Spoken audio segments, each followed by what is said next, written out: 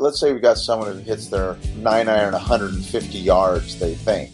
And I'll say, well, if it's a legitimate 150 yard without de-lofting the club like crazy, where you're turning it into a 5-iron with your motion, then a 150 yard 9-iron person is also about a 285 to 300 carry person with their driver. You know, I mean, if you're hitting your driver 235, you're probably not a legitimate 9-iron 150 player. You know, I'm not trying to blast them at all at that point, but let's say they're hitting it absolutely beautifully, really, really pure, and they're hitting it 135 yards with their 9-iron. You know, and it's like, well, gosh, that's not very far, because they watched Rory McIlroy hit a 9-iron from 165 the other day. And I'll say, look, you can't expect it to hit it as far as that. You're not a 300 on the carry person. And to let you know, that's not very far away from how far I hit a 9-iron. So you're doing fine. Golf Smarter, number 742. We've all heard it, better lucky than good. And I say, come on, really? Chatting golf with Roger Gunn. This is Golf Smarter. Sharing stories, tips, and insights from great golf minds to help you lower your score and raise your golf IQ. Here's your host, Fred Green. Welcome back to the Golf Smarter podcast, Roger. Thanks so much, Fred. Well, you know, the world is turned upside down, and so actually this is really funny. We have to share this with the audience, is that we recorded a conversation early this afternoon, this morning, and it was one of the better conversations I've had in years. It was so much fun. It was hilarious, and it didn't record. And so I recorded. Yours didn't record because whatever happened. And so here we are late at night and trying it again. And well, so actually, if it's not so funny, I'm sorry. There's a lot of similarities to golf, because that's like going out on a late afternoon, playing by yourself and shooting the best score you've ever shot. And so you come in and go, I shot 3 under today. And everyone's going, uh-huh. So there we are with our beautiful show that we did. We were so funny and articulate and insightful. I mean, the stuff we came up with, and you and I will be the only two that will ever know about it. Yeah, we can brag about it, just like that round of golf. that hole in one. You know, this happened to me last week. I put this on Instagram. This is pretty funny. I was playing with a friend, and the weather got really awful. He's older than me considerably. And he was riding in a cart, and it started raining, and it started raining hard over 2 holes. And I said, you know, if you want to leave, that's okay. I mean, this is ridiculous for you to be staying out here. I don't need for you to get sick right now. So he goes, all right, we'll jump on the back of the cart and I'll take you. We'll go. And I'm like, you know what? I've only got 3 holes left. I'm going to walk it out. It's going to stop. I'll walk it out. So he leaves me at a par 3. And I hit a shot that, and now we're playing with the cups, you know, just elevated just a little bit. So all you have to do is touch the cup and it's in, right? Just touch the cup. Fine. Yeah. And so I hit this shot. It bounces once, hits the stick, drops straight down, and ends up 3 inches from the cup. Ooh. And I'm like, oh, come on. Really? This is going to happen. So I'm walking towards the green. I'm recording this video. It's on Instagram. And I'm recording, I think it's actually on my YouTube channel too, that I'm telling, like, look what happened. Is this a hole in one? Is this a coronavirus hole in one? Is this really what I did? Oh my God, I think I did. And that was the end of the video. And then I'm on the 18th hole now. That was 15, 16, 17, 16. And I'm on the 18th hole, and I pull the camera back out and I said, okay, I've been thinking about it. If a ball bounces and hits the stick, it hits the stick, but it doesn't mean that it goes in. Yeah. So because the ball ended up 3 inches next to the cup, it probably didn't hit the hole. It probably didn't drop straight down and just stop right there. If it would have hit that thing, it would have rolled away 15 feet. So I gave myself a birdie. Oh, man. Well, if it finished 3 inches to a raised cup, is the cup a raised cup? Oh, I got to say that the hole in one. It had to have touched. Now you tell me. It's a hole in one. for sure. I'll be at the bar in 10 minutes, and we're Yeah, no, I'm celebrate. gonna walk away with the birdie, especially because I was the only one there. It's like tell everyone, hey, I got a hole in one when I was by myself. Yeah, sure you did, Fred. There's a good friend of mine I used to play tournament golf with, and if you ask him how many hole in ones he's made, he'll say, "I've made 8, but I only called 3 of them." So I guess in his world that doesn't count. Well, actually, this friend that I played with, who's an excellent golfer, he has 9 holes in one. Hole in ones? Holes in one. He's got 9 in his life. And the last time he was on a buddy trip, they did like 16 guys traveled and they played a 3-day tournament together. He had a hole in one on Friday. On Saturday, he had a hole in one on the same hole. Oh, stop it. 2 days in a row, he gets a hole in one. What are the odds of that? Crazy. That's amazing. Yeah. Crazy. But interestingly, let me tell you another part of this round I had with him, because I've been thinking a lot about this and not sure where to go with it.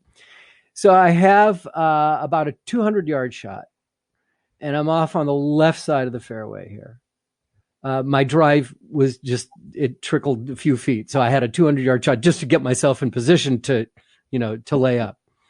And I hit this shot, and it's a rocket. It's going a little bit more left than I wanted to, but it hits some trees, hits the leaves in the trees, shoots through it, and probably goes 120 yards as opposed to the 200-yard shot I would have gone for with my 3-wood. And my friend said, better lucky than good.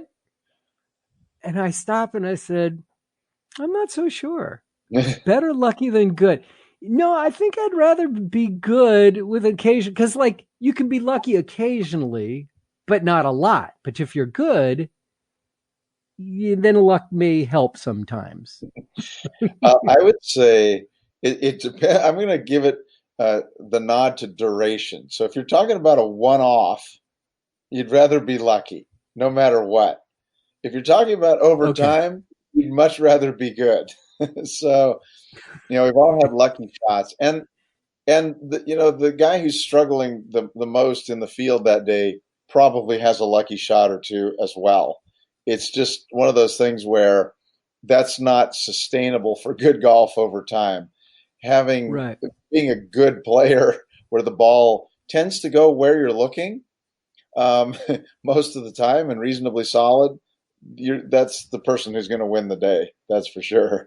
So that's kind of how I would put that. Yeah. A buddy that I've been playing with for years, we used to keep what we called the book of bounces, which is like, it's like, oh, that was a good bounce, or hitting trees, and there's so many crazy things that happen in golf. My traveling companion on the Hogan tour, which was way too long ago, had a chance to win the tournament in Corpus Christi, Texas. And the 18th green was a very large green surrounded by water on 3 sides. And it had a big hump in the middle of the green. And the pin was all the way on the back of the green. The wind was blowing very hard behind him. And everybody was hitting it in the water. If you went over the hill, no matter how soft or how spinny you hit your wedge, and it was a third shot to a par 5, it was going to go in the water, and everybody was doing it. And here's my buddy is approaching, and he's tied for the lead. And I am doing my best to give him a mental note: don't hit it to the back part of the green. It's going in the water. So he hits his shot, beautiful wedge, bounce, bounce, bounce. It's going in the water, and it hits a railroad tie doesn't go in the water. Stops on the fringe about 15 feet. He chips it up to a foot or so and taps it in. And the guy he was tied with in the next group comes up, hits the same approach, bounce, bounce, bounce, splash in the water. My buddy wins the tournament. Wow. So, talking about, that was lucky. So, yeah, a pretty crazy bounce right there. Well, but it all balances out. I mean, golf is golf, right? So you're going to have shots that are like, "Woof, I was lucky that happened," and then there's shots like, "Oh no, that happened Yeah. again," or, "Well, we never want them to happen again," but those things occur. Well, here's what I would say about golf and life. You will see what you believe, not the other way around. You believe what you see. It's you will see what you believe. So if you believe you're lucky and that good things happen to you, then that's what you'll see. And the other stuff doesn't go on the radar screen. So, when you finish your round, don't talk about the three putt on the eighth hole and how you duffed your chip at the third. You talk about how you chipped it in at the ninth hole and how your ball bounced off a tree onto the green on the 15th. So, it cultivates the feeling that good stuff is going to happen. And I think that's such a big part of playing golf successfully, is to be able to anticipate that something good is going to happen. So it kind of goes along with that, where, always be in tune that cultivate the positive and ignore the negative. Right, but I hate in the 19th hole talking about my good shots. It's a must. I don't want to. No, but I don't want to brag about that. I'm like, hey, I had this great. Yeah, you were there. Let's talk about crap. I did this. It's. I don't know. I just don't feel comfortable about bragging about my good shots after I've already taken their money. Well, again, what I say about it is, you have the weed garden and you have the rose garden. So starve the weed garden, water the rose garden. So when you talk about the good stuff that's happening, you are watering the rose garden. So it's kind of like Gary Player said, never go out to dinner with a bad putter because that's all he's going to talk about.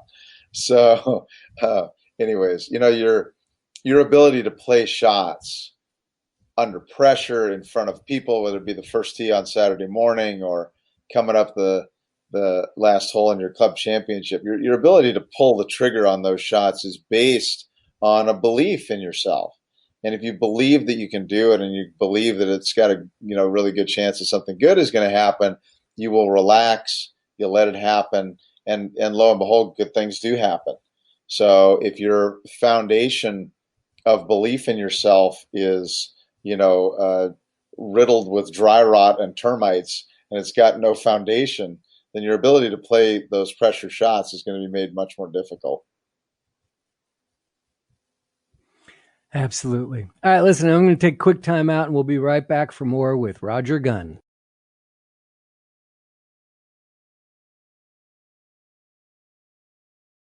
I'm sure that you got to see some of the golf on TV. Finally, we got live sports recently with Wolf and Ricky and Dustin and Rory.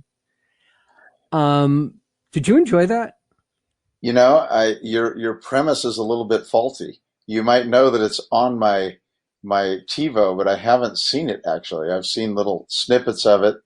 I heard that Wolfie was the longest hitter of the group, which I thought was cool.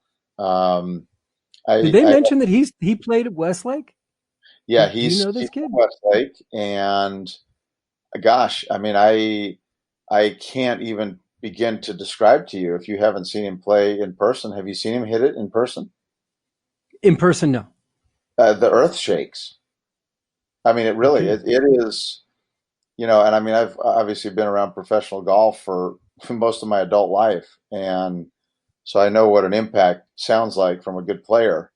And this is just in a whole different ball game. It's the crack of the club on the ball and the compression is just indescribable.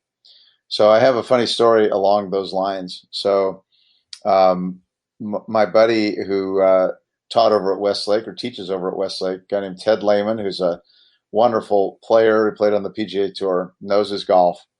So when Matthew Wolf was in ninth grade, Ted was walking past him and heard him hit a shot.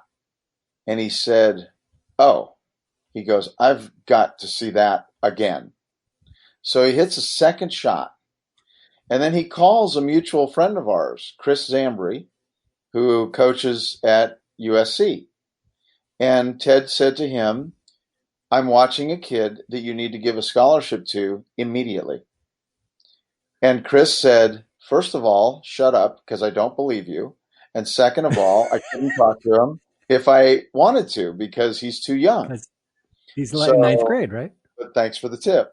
And so about a month later, Chris calls Ted and says, Ted, I'm watching that kid play golf that you talked about.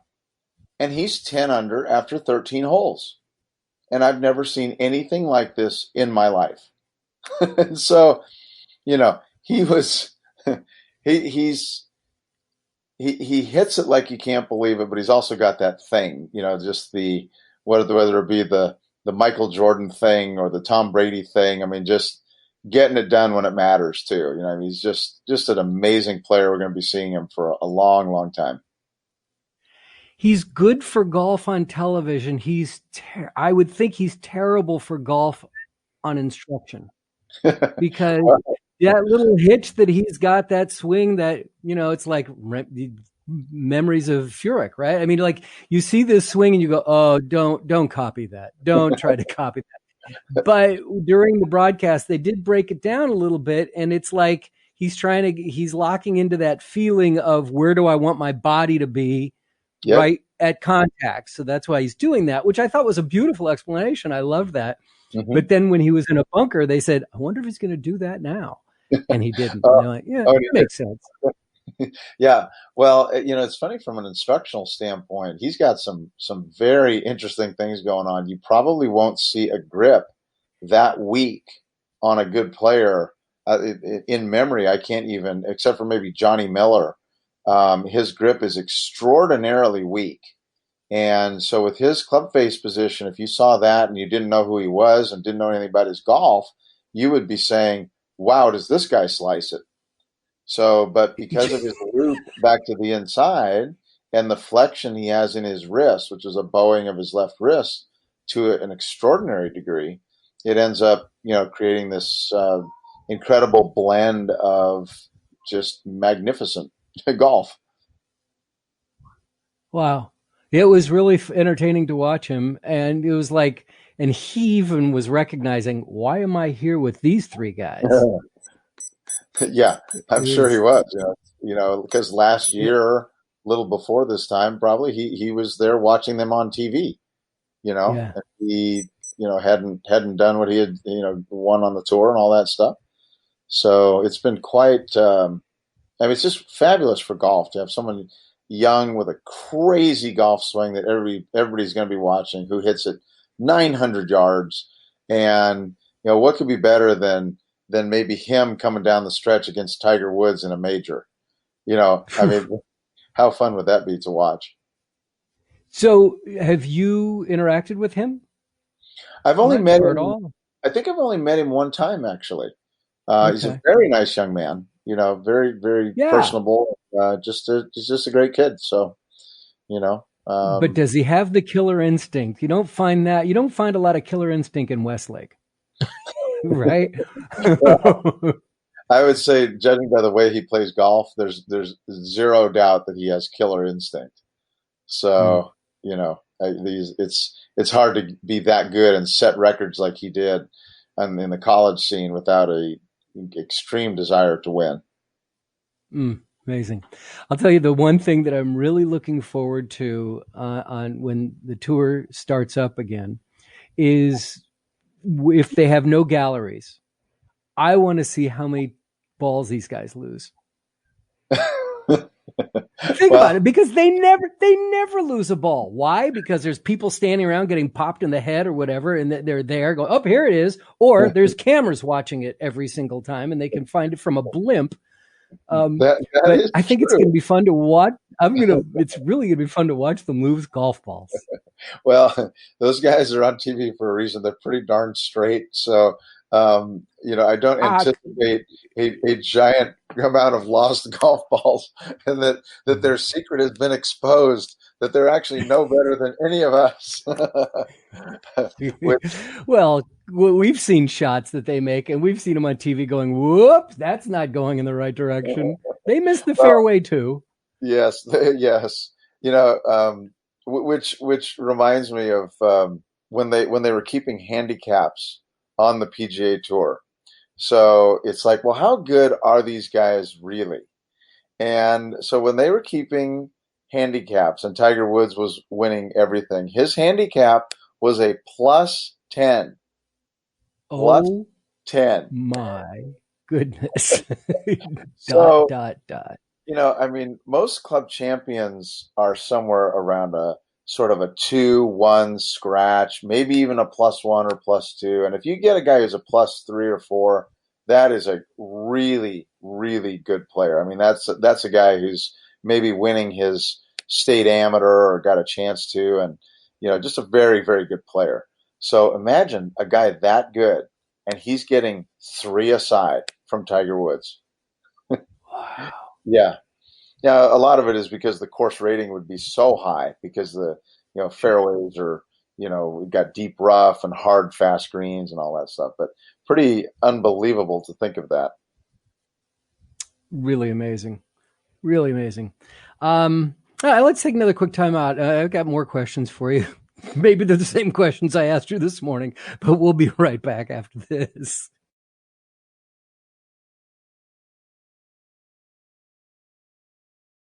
Roger, you have some really good YouTube videos. There's a lot of teachers out there who have really great instruction on YouTube. And there are people on there giving instruction that aren't instructors, and they've got YouTube videos. There's so much to choose from, and it's so hard to find someone who not only knows what they're talking about, but is a good communicator. I mean, a lot of golf instructors that I've come across, and I've come across a couple, a lot of golf instructors are guys who played really well in growing up. They loved playing golf and they wanted to make a living out of it, not knowing that, well, once you start teaching and working in golf, you don't get to play much anymore. Yes, right. I'm afraid. The harsh reality of Yeah. teaching golf is you ain't going to play much anymore. Well, that's the old saying there is that PGA stands for put your golf clubs away. So I've never heard that. That's a little harsh, but yeah, for a lot of the guys working as head pros, I mean, you're dawn to dusk and you're not even thinking about hitting golf balls. So, it's going to be tough. Yeah. Then it's work. It's not fun. And now it's work. Right. Well, but yeah. So there's so much going on with YouTube. And I like finding great teachers on YouTube, but there's also people that I think are just, what are you talking about? Don't just be quiet. And please, I don't want to play golf with you because you're going to be giving instruction on the course. Don't do that. But are there other ways, social media, that you're finding of value to do video instruction as well? Oh, absolutely. There's so many platforms now. Yeah, there really are. I think, Instagram, I think, is something that has done a lot for teaching, has done a lot for my teaching and my lesson business. And I think it's just fantastic because you have access to the best teachers in the game from around the world. And you can see how they articulate different thoughts and handle different concepts. And you might see a lot of before and afters, which is what I do on my Instagram page, where I'll talk about, what kind of change are we making here. And, if a teacher comes upon a particularly impressive change, a lot of times I'll reach out to them and say, hey, what did you do? What was the feel to get your student to do that? Because that can be a tricky problem. And so the dissemination of information between golfers of all abilities, it's really fantastic. So like I say, the ability to watch other teachers handle different problems, and then groups like Athletic Motion Golf that are studying with gears, which is the ability to digitize the golf swing and study it in a whole different way. It has been fantastic. So you get to kind of see how it really works with the tour players, because a camera can trick you like crazy in terms of what's happening. So when you see it in a 3-dimensional space, how the arms are moving relative to the body, what moves and when, where's the pressure during the swing against the ground on the best players, things like that. that sheds light like you can't believe. Like I used to say, I think a lot of the information started with TrackMan, where it was showing us what the club head is actually doing. And, I've made the statement to a lot of folks that, back in the day, we didn't know anything about the golf swing. And what we did know was backwards and wrong. So, but TrackMan has helped us out a lot with that to see what's happening. And then you can attack issues from a stance where you have good information and that you can then make the instruction and the fix, if you will, properly, so the golfer gets better. And gosh, I mean, what a difference for the game's best players. I mean, they're so good now, and it's very rare to see an incorrect golf swing or even putting stroke because the technology is so good. Reminds me back it reminds me back in the day of playing on the European tour with a fistful of French francs in my hand as I'm stuffing them into the payphone there, trying to get 5 minutes out of my instructor who lived in Texas, because I wasn't able to putt the way I wanted. So it wasn't like, hey, can I send you a film and, this kind of thing. So it's sure changed a lot. That's for sure. Yeah, it's changed a lot. I've heard about gears. A listener turned me on to it. I've done a little bit of research on it. Is that for everybody? Is gears gonna, because the golf swing is so nuanced, and I think middle handicap golfers and high handicap golfers, we don't know all that stuff, and the lesson doesn't always make me understand what that means. And gears really gets into nuance. Well, yeah, and so for the listeners there, gears again digitizes the swing, and so the computer can analyze to the millimeter and to the degree what's moving and when, as I said.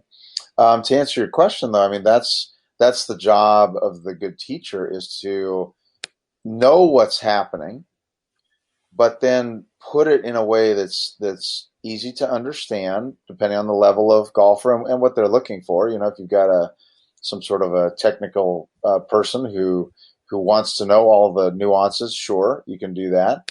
But maybe it's a person who just wants to stop running his 3-wood along the ground and wants to get it in the air. And you might see that the right arm internal rotation is looking like it's more like 50 degrees instead of the desired 45. You're not going to tell him that. You're going to say, hey, feel a little bit of this for me, would you? And I want you to make a practice swing and hit the ground while you're doing it. There you go. Let's go ahead and hit it. So the teacher knows exactly what's happening, and the student is getting it in a digestible form where it's not overwhelming them, because they also have to do it during a high-speed motor skill, if you're asking them to change something.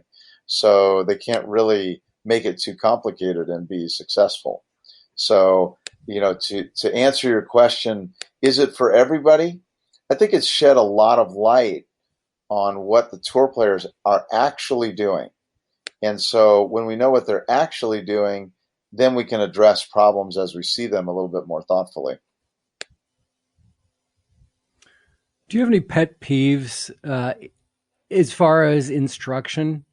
We'll get to the golf, to a round of golf later in a moment. But do you have any pet peeves of instruction?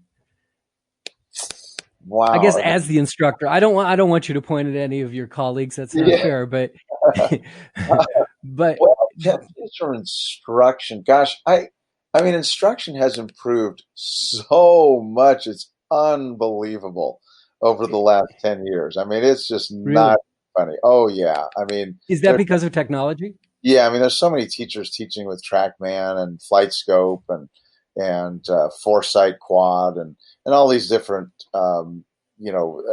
technical tools. So it's very rare to get just a really bad diagnosis, where it's like, here's what you're doing, and it's just completely wrong. You just don't see that too much. As a teacher myself, I will say the hardest kind of student is a student who thinks he's better than he is. That can be very tough. So here's an example. I had a guy, a young, strong guy, and he was able to hit a shot. We were on the far right-hand side of the range, and he was able to loft it over the protective net, which was right next to us, with his 8-iron consistently. He's hitting it straight up and straight sideways. And I couldn't do this if I tried. And so after about... Did you ask him if he was trying to do that? I should have. So after about 15 minutes, he's hitting it about 135 yards with about a 2-yard draw. And I'm thinking, this is the greatest lesson in the history of the world right here. This is the one. And he goes, well, those aren't very far. Because I usually hit my 8-iron about 160. And I said, oh, really? I said, well, they are farther than that pile of balls you made over there by the picker. So, those types of people are not satisfied very easily. And, that you have to kind of take that with a grain of salt. But that, and on the other side of the coin, if you have somebody who's eager to learn and wants to learn something cool and really enjoys good shots and doesn't get too stressed out about bad shots, they could be a 36 handicapper or a tour pro. They're fun to work with, and we have a good time. So it's not necessarily ability specific. I mean, this guy sounds like he just wanted more distance. It wasn't necessarily, it's like, hey, I hit my 8-iron 160 to the right. That was an unbelievable experience. It really was. And he was also, he had a tremendous temper. So he's dropping F-bombs on himself all over the place, and it's like, what are you looking for? I mean, all I can work with is what you present to me. So when I see, this extraordinary golf shot that nobody could hit if they tried, and you learn how to hit it straight and far, I don't know what you're talking about when it comes to your 8-iron 160. But I will actually say that to folks sometimes. Is that let's say we got someone who hits their 9-iron 150 yards, they think, and I'll say, well, if it's a legitimate 150 yards without de-lofting the club like crazy, where you're turning it into a 5-iron with your motion, then a 150-yard 9-iron person is also about a 285 to 300 carry person with their driver. So, if you're hitting your driver 235, you're probably not a legitimate 9-iron 150 player. Either your clubs are souped up like crazy, or you're de-lofting it like crazy, and now all of a sudden you can't hit a 5-iron because you can't get it more than head high. So, that helps. I've seen people, I'm not trying to blast them at all at that point, but, if let's say they're hitting it absolutely beautifully, really, really pure, and they're hitting it 135 yards with their 9-iron, and it's like, well, gosh, that's not very far, because they watched Rory McIlroy hit a 9-iron from 165 the other day. And I'll say, look, it's, you can't expect it to hit it as far as that. You're not a 300 on the carry person. And to let you know, that's not very far away from how far I hit a 9-iron. So, you're doing fine. So you kind of help them with their thought process. Like, how are you really doing here? Interesting. What about pet peeves while you're playing golf? There was this great article that just came out, article or whatever. Just somebody did 32 or so of his pet peeves on the golf course, and it's pretty funny. That's really funny. Is it one guy with 32 peeves? Because that's pretty hilarious. No, he's a writer. He's got to come up with something. I'm going to answer your question, but I want to ask you if you have seen the book, The Unofficial Exceptions, or it might be The Official Exceptions to the Rules of Golf. Have you read that book? Oh, no, I want that book. Run, do not walk. It is a scream, the way they've written this book. It's written like the USGA rule book, but it says things like, if you're a slicer and you aim for your slice and it goes straight into trouble, that's obviously no penalty. And they have things like unwarranted hazards and things like that. It's just a scream. All right. So my pet peeve. Well, wait a minute. I have an exception then. I don't like playing out of a divot in the fairway. Oh, I'm sure in the unofficial or the official exceptions to the rules of golf, I'm sure there is the ability to kick it out of that divot for whatever reason. Well, listen, we have to groom the bunkers. You can't like ball lands in somebody's footstep. Oh, I'm going to move that. Fine. Well, then what about in the fairway too? Come on, man. Yeah, that is true. Yeah. So, okay, Peeves, the new trend in golf these days is music on the golf course. I can't believe how distracting I find that. Can't stand it. So, and because what I would say about really high level golf is that it's a very quiet minded exercise when it comes to hitting the shot. So for that second and a half that you're playing that golf shot, you can only be right there. You got to be committed. You got to be focused, and you got to go ahead and pull that trigger with confidence in your mind. So when I've got Metallica jamming on the guitar in the middle of my 1.5 seconds of quiet time, I find it amazingly distracting. Yeah. Now, but I get it. Don't get me wrong. I get it. I get why people enjoy it. It's fine for them, but I don't like it at all. I have a pet peeve of golf carts. I don't like it. Oh, interesting. I mean, first of all, I've found two things about when I'm in a golf cart. One, my back hurts more because I have to sit. All right, sitting's not great. Mm-hmm. The other thing is that I don't remember golf courses when I'm in a golf cart because it's hit the ball, drive to the ball, hit the ball, drive to the ball, right? When I'm walking, there's like, the birds and the trees and the animals and, the air, whatever it is. But I can absorb a golf course much better when I'm walking. That's interesting because that's definitely been a trend over the last few years. I mean, the carts are a big moneymaker for golf courses. Yep. So, I'm not sure, but, there might be a little bit of incentive there for courses to design so they're not so easy to walk. We want people to ride and that's an extra $30, per twosome or whatever. There may be some of that playing into the mix, but you certainly see golf courses that are tougher to walk than back in the day. Yeah. And I love those. Mm-hmm. I live in Northern California and it's all hills. So, how can people find you, on your, YouTube and Instagram, and where else are you, on social media, and call you up?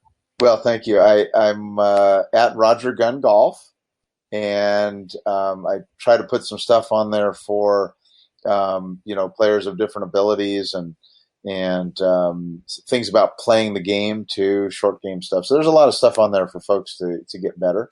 If you want to see me 20 years ago, you can look at YouTube. Just search my name, Roger Gunn, Gunn, and you'll see some videos that I did back in the day. A lot of good stuff for newer golfers. So good swing concepts and, understanding how the club is supposed to work and all that good stuff. So that perfect. Really cool. Yeah. And, that's great. That's his audience. Yeah. And if anybody has questions, you can direct message me on my Instagram page there. That would be fine. I'm happy to answer any questions. All right. It's at Roger Gunn Golf, and Gunn is Gunn, 2 N's, in Roger Gunn Golf. Well, we did it. Thank you very much for being so patient with me and for being patient with the internet and allowing me to call you in twice in one day. Oh my gosh. You know what? This one, forget the first one. This one is so much better. I enjoyed both of them, and hopefully your listeners get some good stuff out of that, Fred. So call anytime. It's great. Hey, did you watch the match too this Memorial Day weekend?